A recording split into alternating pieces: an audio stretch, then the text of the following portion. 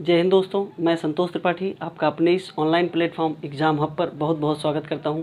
आइए, संविधान पढ़ने के क्रम में हमने पिछली क्लास में जो साधारण विधेयक के बारे में बात की थी, उससे आगे आज की क्लास कंटिन्यू चलेगी और मुझे उम्मीद है कि आप लोगों की जो रिवीजन है वो काफ़ी अच्छे से हो रही होगी और आप लोगों की पढ़ाई काफ़ी अच्छे तरीके से हो रही होगी। प्रैक्टिस वगैरह आप लोग कर रहे होंगे।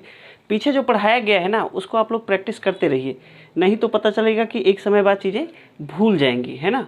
और सबसे अच्छा तरीका होता है रिवीजन का कि आप क्वेश्चन पेपर लगाइए और क्वेश्चन पेपर लगाने के बाद जो क्वेश्चन आपको नए लगते हैं उसको तो एक जगह लिखिए और फिर अगर संभव हो सके तो उसी नोट्स में ऐड करिए, ताकि आने वाले एग्ज़ाम्स के लिए आपको आसानी हो कि फिर वो दोबारा क्वेश्चन परेशान ना करे। आज की जो कक्षा होगी हम उसमें दो टॉपिक पढ़ेंगे, साधारण विधेयक और धन विधेयक। दोनों को कंपैरिजन करके पढ़ेंगे और थोड़ा सा हम देखेंगे कि वित्त विधेयक क्या होता है। इन तीनों के बारे में थोड़ा थोड़ा हम लोग देखेंगे। आने वाले जो भी एग्ज़ाम्स हैं आपके, उसमें ये क्लास काफ़ी इंपॉर्टेंट होगी। आप बड़ा परेशान होते हैं कि कौन सा विधेयक लोकसभा में पेश किया जाता है, सिर्फ लोकसभा में, कौन सा विधेयक ऐसा है कि जो लोकसभा और राज्यसभा दोनों में पेश किया जाता है, किस पर जो लोकसभा का अध्यक्ष है उसका निर्णय अंतिम होता है कि धन विधेयक है कि वित्त विधेयक है कि साधारण विधेयक है। इन सब को घुमा घुमा के अलग अलग तरीके से क्वेश्चन पूछता है। क्वेश्चन ये भी पूछता है कि कहाँ पे संयुक्त अधिवेशन का प्रावधान है और कहाँ पे संयुक्त अधिवेशन का प्रावधान नहीं किया गया। इन सब से अलग अलग एग्जामों में क्वेश्चन पूछे गए हैं और उन सब को हम लोग देखते हुए आज की जो कक्षा होगी वो आपके एग्ज़ाम के पॉइंट ऑफ व्यू से काफ़ी इंपॉर्टेंट होगी और आप लोग ईमानदारी से पढ़ रहे होंगे। आप लोगों की ये जो आने वाले एग्ज़ाम्स हैं उसमें आप लोगों को ये क्लास काफ़ी इम्पोर्टेंट लगेगी और यकीन मानिए कि अगर आप ईमानदारी से पढ़ रहे हैं और शांति से प्रसन्नचित्त होकर अगर चीज़ों को याद करने की कोशिश करते हैं तो वो चीज़ें मेमोराइज़ होती हैं। ऐसा नहीं है कि सिर्फ पढ़ लेने से सब कुछ नहीं हो जाता। पढ़िए, उसके बाद उसका चिंतन करिए, मनन करिए, फिर जाके आपको चीज़ें आत्मसात होती हैं। ऐसा नहीं कि पढ़ लिए 2-2 घंटा 4-4 घंटा लगातार पढ़ रहे हैं और फिर चिंतन मनन कुछ हो ही नहीं पा रहा है उस पर, फिर एक समय बाद वो चीज़ें नहीं लगती हैं। तो पढ़िए, सोचिए, समझिए, फिर जाके क्वेश्चन पेपर लगाइए। फिर आपको लगेगा, जब आपको चीज़ें याद होती है ना, तो आप अंदर से प्रसन्न रहते हैं, खुश रहते हैं। और नहीं तो 2 घंटा पढ़े हैं और कुछ याद भी नहीं है, फिर इरिटेट हो रहे हैं कि यार क्या करें, कुछ याद ही नहीं हो रहा है। निकलिए उन सब चीज़ों से, पढ़ के थोड़ा सा चिंतन मनन करिए, है ना। चलिए आज की क्लास हम स्टार्ट करते हैं। देखिए, नियम कानून जो संसद में बनाया जा रहा है, हम यहाँ स्पष्ट कर दें कि ये जो संसद हम लोग यहाँ पढ़ रहे हैं, भारत की सर्वोच्च विधायी संस्था कौन है? संसद है। और हम देखेंगे कि राज्य विधानमंडल में भी लगभग प्रावधान यहाँ से, अगर आपको केंद्रीय विधानमंडल पता चल गया है तो राज्य विधानमंडल के बारे में काफ़ी आसानी होगी। ये सब प्रावधान वहाँ भी तो चलते हैं। नियम कानून जो राज्य स्तर पर नियम कानून बनाता है वो कौन बनाता है? राज्य सरकारें बनाती हैं। और आपने देखा होगा कि जो विधायी शक्तियों का बंटवारा किया गया है, जो विधायी शक्तियों का बंटवारा किया गया है, उसमें जो केंद्र सरकार है वो केंद्रीय लेवल पे जो है नियम कानून बनाती है, राज्य लेवल पे राज्य सरकार अपना अपना कानून बनाती है। उसमें कई सूचियां डिवाइड की गई हैं, संघ सूची, राज्य सूची और समवर्ती सूची। संघ सूची पे सरकार बनाएगी, केंद्र सरकार नियम कानून, राज्य सूची पर राज्य सरकार बनाएगी और समवर्ती सूची पे दोनों मिलके बनाते हैं। कंट्राडिक्शन के मामले में जब दोनों आपस में भिड़ जाते हैं, दोनों के नियम कानून आपस में टकराते हैं, उस कंडीशन में केंद्र सरकार द्वारा जो बनाई गई नियम कानून है उसे ही ज़्यादा इंपॉर्टेंस दिया जाता है। ये सब हमने पिछली क्लास में देख लिया है और यही नियम कानून बनाया जा रहा है। आज हम पढ़ेंगे विधेयक को, कि जो विधेयक है, साधारण विधेयक हमने पिछली क्लास में देखा, साधारण विधेयक है, धन विधेयक है, वित्त विधेयक है और संविधान संशोधन विधेयक है। साधारण विधेयक में क्या होता है? हमने पिछली कक्षा में देखा कि साधारण विधेयक कोई भी संसद में पेश किया जा सकता है, चाहे वो लोकसभा में पेश हो या अथवा तो राज्यसभा में पेश हो। साधारण विधेयक कोई मंत्री ले आ सकता है अथवा गैर मंत्री ले आ सकता है, संसद का कोई भी सदस्य ले आ सकता है। साधारण विधेयक की कंडीशन में अगर सरकार का मंत्री कोई लेके आता है तो सरकार गिरने की संभावना होती है यदि वो लोकसभा में पास ना हो। अगर गैर मंत्री लेके आया है तब सरकार गिरने की कोई संभावना नहीं होती। इन सब चीज़ों को हम लोगों ने देख लिया है। साधारण विधेयक को लाने के लिए संसद में राष्ट्रपति की पहले से मंजूरी नहीं लेनी पड़ती है। साधारण विधेयक लोकसभा से पास होने के बाद जब राज्यसभा में भेजा जाता है, उस समय पीठासीन अधिकारी जो है, ये नहीं कह सकते कि पीठासीन अधिकारी अगर नहीं भेजेंगे तो वो नहीं भेजा जाएगा।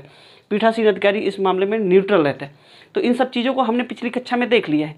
आज जो कक्षा होगी उससे आगे की क्लास हम लोग देखेंगे और कंपैरिजन करके पढ़ेंगे जो धन विधेयक है और साधारण विधेयक है, और हम देखेंगे कि जो वित्त विधेयक है उसके बारे में हम लोग देखेंगे। चलिए एक एक करके चीज़ों को देखते हैं। साधारण विधेयक कहाँ पेश किया जाएगा, एग्जाम में पूछा जाएगा साधारण विधेयक कहाँ पेश किया जाता है, तो लोकसभा में पेश किया जा सकता है या फिर राज्यसभा में। दोनों सदन है ना, लोकसभा और राज्यसभा, दो सदन है, लोकसभा और राज्यसभा दो सदन है। इन दोनों में से किसी में भी पेश किया जा सकता है साधारण विधेयक। साधारण विधेयक लोकसभा अथवा राज्यसभा में पेश किया जा सकता है। एग्जाम में आपके क्वेश्चन पूछता है यहाँ से। और जो धन विधेयक है, धन विधेयक का मतलब है 110 में ये जो बातें लिखी गई हैं, 110 में जो आर्टिकल है, आर्टिकल 110 अनुच्छेद 110 में जो बताया गया है कि कोई भी जो टैक्स है, जो भारत सरकार की जो टैक्सेशन की जो व्यवस्था है, वो क्या कह सकते हैं, जो टैक्स लगाता है अथवा तो विदेशों से जो ऋण लिया जाता है या फिर विदेशों को जो ऋण दिया जाता है या फिर कोई नया टैक्स लगाना हो अथवा तो कोई कर समाप्त करना हो, वो सब बातें कहाँ लिखी होती है, धन विधेयक में। 110 में, अनुच्छेद 110 में धन विधेयक की बात लिखी गई है। तो वही सब बात कर रहा है कि अगर ऐसी कोई कंडीशन होती है, इस पर नियम कानून बनाना है, तो वो कहाँ आएगा बिल, वो लोकसभा में आएगा, केवल लोकसभा में आएगा। सबसे पहले केवल लोकसभा में प्रस्तुत किया जा सकता है, राज्यसभा में प्रस्तुत नहीं किया जा सकता। एग्जाम में क्वेश्चन पूछा गया है साधारण विधेयक लोकसभा या राज्यसभा में, धन विधेयक केवल लोकसभा में। इतनी बातें याद रखिए। दूसरी कंडीशन क्या है, ये जो है मंत्री या गैर मंत्री द्वारा लाया जा सकता है। मंत्री या गैर मंत्री दोनों में से कोई भी ला सकता है किसी भी सदन में, लोकसभा या राज्यसभा में। लेकिन जो धन विधेयक है वो केवल मंत्री द्वारा लाया जाएगा। जो मंत्री हैं, जिनको मंत्री बनाया है भारत सरकार ने, वो लाएंगे धन विधेयक को। तीसरी बात हम देखेंगे, ये जो है बिना राष्ट्रपति की संस्तुति पे भी लाया जा सकता है साधारण विधेयक। कोई लोकहित में कोई लोक महत्व की बात हो या फिर उस पर नियम कानून बनाना हो, तो उस कंडीशन में बिना राष्ट्रपति महोदय के संस्तुति पर लाया जा सकता है कि हाँ भाई, हमें इस क्षेत्र में नियम कानून बनाना है, हम जो है ये बिल लेके आए हैं, इसको पास करवाइए, नियम बनाना है। लेकिन यहाँ पे क्या होता है, यहाँ पे राष्ट्रपति की मंजूरी होती है पहले कि हाँ भैया हम धन विधेयक लेके आ रहे हैं, उसमें ये टैक्सेशन की व्यवस्था है, ये कर की व्यवस्था है, ये हटाने की व्यवस्था है, ये लाने की व्यवस्था है। उस कंडीशन में सिर्फ ये राष्ट्रपति की संस्तुति पर लाया जा सकता है, धन विधेयक राष्ट्रपति की संस्तुति पर लाया जा सकता है। ये एक एक पॉइंट से क्वेश्चन बने हैं, क्वेश्चन कैसा पूछेगा, धन विधेयक राष्ट्रपति की संस्तुति पर लाया जा सकता है, हाँ। साधारण विधेयक राष्ट्रपति की संस्तुति पर लाया जा सकता है, नहीं। यहाँ से क्वेश्चन ऐसे ही पूछे जाते हैं, 4 ऑप्शन देके पूछ देता है।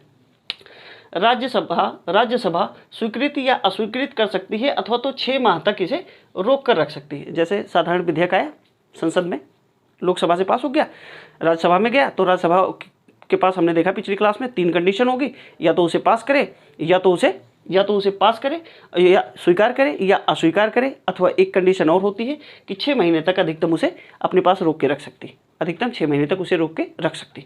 यहाँ कंडीशन क्या है, यहाँ जो धन विधेयक में क्या कर सकती है राज्यसभा, लोकसभा से पास हो गया, राज्यसभा के पास क्या कंडीशन है, वहाँ से क्वेश्चन पूछे गए हैं। राज्यसभा केवल 14 दिन तक इसे रोक सकती है। अगर जैसे मान लेते हैं कि लोकसभा से पास होके गया धन विधेयक, राज्यसभा में पहुंचा, राज्यसभा क्या करती है कि अगर उसमें फेरबदल करती है कुछ, और जो उसे लोकसभा को मंजूर ना हो, ऐसी कंडीशन में जब वो लोकसभा में पुनः आती है राज्यसभा से फेरबदल करके, ऐसी कंडीशन में लोकसभा अगर उसके फेरबदल को माने या ना माने, फिर वो जो है पास माना जाता है। राज्यसभा इस मामले में थोड़ा सा कमज़ोर मानी गई है धन विधेयक के मामले में। अधिकतम कितने दिन तक रोक सकती है धन विधेयक को राज्यसभा, 14 दिन तक। 14 दिन बाद वो स्वतः ही मान लिया जाता है कि वो वहाँ से पास कर दिया गया है। चलिए, अब उसके बाद हम देखते हैं अगला पॉइंट है संयुक्त अधिवेशन का प्रावधान इसमें है। संयुक्त अधिवेशन है ना, अभी हमने पिछली कक्षा में देखा कि जो साधारण विधेयक है, साधारण विधेयक की कंडीशन में अगर साधारण विधेयक लोकसभा से पास हो गया, राज्यसभा में गया, राज्यसभा में अगर उनको राज्यसभा के सदस्यों को वो कंडीशन मंजूर ना हो, वो नियम उतने कंडीशन तक मंजूर ना हो और उसे कुछ समाप्त करने की बात कर रहे हो या उतना कम करने की बात कर रहे हो, और उस कंडीशन में लोकसभा उसको मानने के लिए तैयार ना हो, यानी कि कह सकते हैं जब कंट्राडिक्शन के मामले में हो और टकराव की स्थिति हो, विधान बनाने में टकराव की स्थिति हो, ऐसी कंडीशन में संयुक्त अधिवेशन का प्रावधान किया गया है। पिछली कक्षा में हमने देखा है संयुक्त अधिवेशन बुलाता कौन है, तो राष्ट्रपति महोदय बुलाते हैं। किस आर्टिकल के थ्रू? अनुच्छेद 108 के थ्रू। और संयुक्त अधिवेशन की अध्यक्षता कौन करता है? संयुक्त अधिवेशन की अध्यक्षता कौन करता है भैया? तो लोकसभा का अध्यक्ष, लोकसभा का स्पीकर, है ना, ये संयुक्त अधिवेशन की अध्यक्षता करते हैं। उस कंडीशन में जो नियम कानून बनते हैं, अब दोनों लोकसभा और राज्यसभा बैठते हैं, अब उस कंडीशन में जो बिल पास होगा वो कैसे होगा? वो साधारण विधेयक साधारण बहुमत से पास होता है। कैसे? साधारण बहुमत से पास होता है। उसमें विशेष बहुमत की आवश्यकता नहीं होती, विशेष बहुमत की आवश्यकता नहीं होती। ये चीज़ आप लोग थोड़ा ध्यान रखिएगा। अच्छा, यहाँ पे क्या कंडीशन है? यहाँ पे क्या कंडीशन है धन विधेयक के मामले में? धन विधेयक में संयुक्त अधिवेशन का कोई प्रावधान नहीं है। संयुक्त अधिवेशन का 108 अनुच्छेद 108 का प्रावधान नहीं है। 108 का प्रावधान नहीं है। 108 में क्या है? संयुक्त अधिवेशन। 108 का प्रावधान नहीं है। यहाँ पास होगा, चूँकि भैया पैसे का मामला है ना, इंतजार नहीं कर सकते लोग। चलिए, लोकसभा में अस्वीकृति अगर होती है, लोकसभा में अस्वीकृत होता है तो सरकार को त्यागपत्र देना पड़ता है। त्यागपत्र देना पड़ता है, पड़ सकता है। कंडीशन क्या है? कंडीशन क्या है? यदि मंत्री द्वारा ये लाया गया हो, साधारण विधेयक यदि मंत्री द्वारा लाया गया हो लोकसभा में और लोकसभा में पास ना हो तो सरकार को त्यागपत्र देना पड़ता है। अरे भैया सीधी सी बात है कि अगर आपका बहुमत नहीं है, अगर आपका बहुमत नहीं है तो उस कंडीशन में आपको त्यागपत्र तो देना ही पड़ेगा। फिर बिल काहे के लिए लाए हैं और फिर सरकार किस बात की? तो अगर लोकसभा में आपका बहुमत है, अगर आपका बहुमत है तो ये पास होने से कोई रोक नहीं सकता, ये बात है। और यहाँ क्या कंडीशन है? यहाँ क्या कंडीशन? सरकार को त्यागपत्र देना ही पड़ेगा, त्यागपत्र देना ही पड़ेगा किसी भी कंडीशन में। अगर धन विधेयक पास नहीं होता है, अगर धन विधेयक पास नहीं होता है तो हर कंडीशन में सरकार को त्यागपत्र देना ही पड़ेगा। क्यों देना पड़ेगा? क्योंकि ये लोकसभा में आ रहा है और लोकसभा में अगर आपका बहुमत नहीं है तो फिर आपको सरकार चलाने का कोई हक ही नहीं है। आप लोग जान रहे हैं कि जो आजकल सांसद लोग हैं सब चाहते हैं कि ढेर सारे सांसद हमारी पार्टी में हों। खैर, आप लोग ज़रा विचार करिए कि आप लोगों के क्षेत्र के जो सांसद जी हैं वो कितने विधेयक लेके आते हैं संसद में और कितने बिल पास कराते हैं। ज़रा आप लोग न्यूज़पेपर या फिर टेलीविज़न वगैरह पे देखते होंगे, तो थोड़ा सा इन सब चीज़ों को देखा करिए कि हाँ क्या चीज़ें हो रही हैं। ऐसा नहीं कि बस लगे हैं डिबेट सुनने में, हिंदुस्तान पाकिस्तान और आतंकवाद और पता नहीं क्या क्या है। आजकल तो ये मीडिया जो चौथा स्तंभ कहा गया है, मीडिया को क्या कहा गया है भैया? मीडिया को कहा गया है चौथा स्तंभ।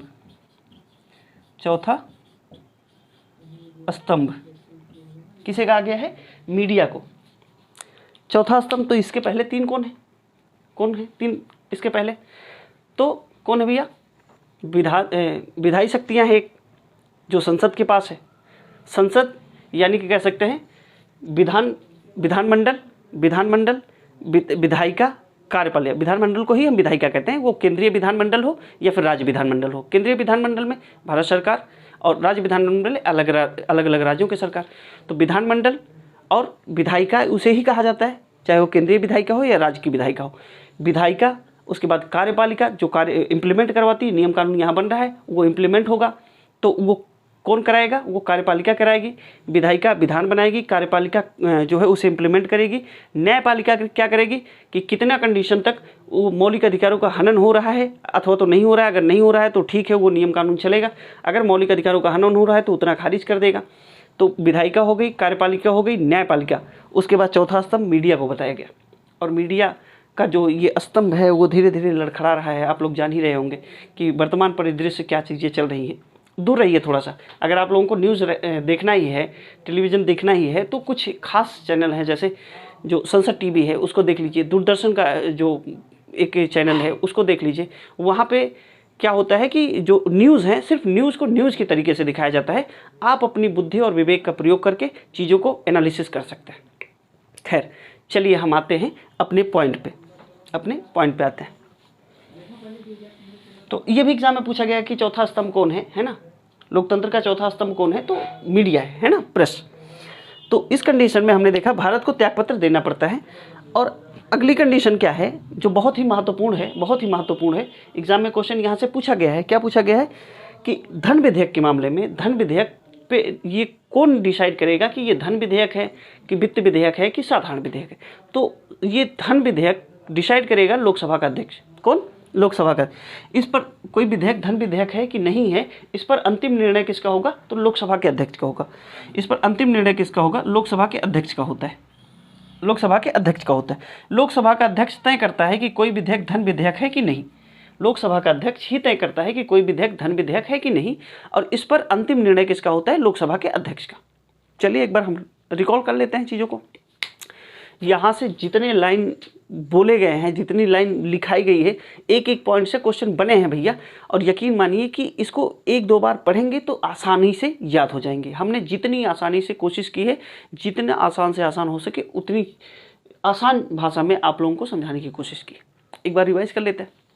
साधारण विधेयक और धन विधेयक कंपैरिजन कर रहे हैं। धन विधेयक में क्या होता है? धन विधेयक में सरकार द्वारा लगाए गए कोई टैक्स और सरकार द्वारा कोई हटाया गया टैक्स, जो विदेशों से लिया गया ऋण, विदेशों को दिया गया ऋण, और उस जितने मतलब वित्त से संबंधित जितने भी चीज़ें हैं उसमें ये आता है। एक क्वेश्चन बनता है कि सभी धन विधेयक वित्त विधेयक होते हैं, सभी धन विधेयक वित्त विधेयक होते हैं, लेकिन सभी वित्त विधेयक धन विधेयक नहीं होते हैं। ये लाइन जो है सही है। धन विधेयक सभी धन विधेयक वित्त विधेयक होते हैं, लेकिन सभी वित्त विधेयक धन विधेयक नहीं होते हैं। उतने वित्त विधेयक धन विधेयक होते हैं जितना 110 में बातें लिखी गई हैं। ये लाइन आप लोग ध्यान दीजिएगा, यहाँ से क्वेश्चन पूछ लेता है।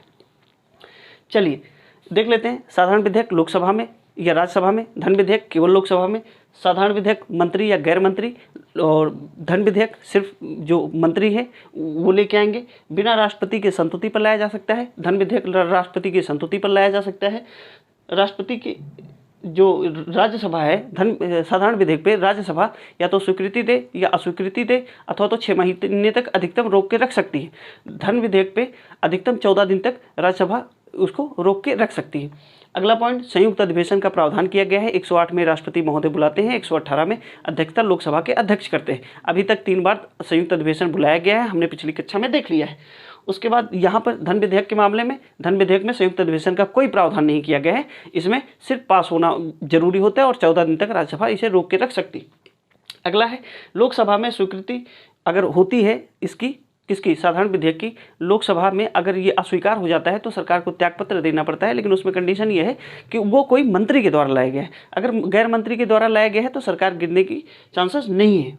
और यहाँ पे अगर बिल पास नहीं होता है, धन विधेयक पास नहीं होता तो सरकार गिर जाएगी। इतनी बातें याद रखिएगा। और अंतिम निर्णय कौन देता है? लोकसभा का अध्यक्ष देता है। वही डिसाइड करेगा कि कोई विधेयक धन विधेयक है कि नहीं। इतनी बातें हैं। तो उम्मीद करते हैं कि ये सेशन आपका अब बहुत अच्छा चला है, और उम्मीद करते हैं कि आपको चीज़ें अच्छी लगी होंगी, है ना। और अगर आपको समझ में चीज़ें आई हैं और 1-2 बार क्वेश्चन पेपर लगाएंगे, वैसे टॉपिक ख़त्म होगा तो हम जितने भी अभी तक टॉपिक पढ़े हैं सब पे एक एक करके क्वेश्चन लगाएंगे। हम लोगों ने जीरो से पॉलिटी स्टार्ट की है, जीरो से पॉलिटी स्टार्ट की है। संसद का एक क्लास और चलेगा, इसके बाद संसद पूरी तरीके से कंप्लीट होगी। फिर हम लोगों देखेंगे न्यायपालिका को, न्यायपालिका को देखेंगे। अगर संसद अच्छे से समझ में आ गया तो राज्य विधानमंडल में लगभग चीज़ें ऐसे सेम चलती हैं, वहाँ आसानी होगी चीज़ों को समझने में। आई होप कि आज इतना ही रखना चाहिए कि, और ये आपको क्लास अच्छी लगी होगी, है ना। अगर लगी है तो लाइक शेयर सब्सक्राइब करते रहिए और दोस्तों तक पहुंचाते रहिए। आज इतना ही रखेंगे, मिलेंगे अगली क्लास में। तब तक के लिए जय हिंद।